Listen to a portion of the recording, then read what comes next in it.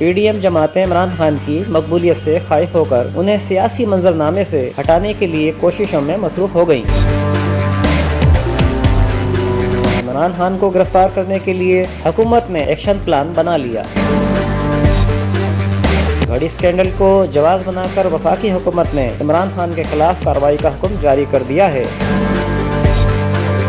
اس کا وزیر اعظم کے معاون خصوصی عطا تارڑ نے اس حوالے سے کہا ہے کہ عمران خان کو توشہ خانہ اسکینڈل میں نااہل کرنے کے ساتھ ساتھ جیل بھی جانا پڑے گا، جس کے لیے کرمنل کیس کیا جائے گا۔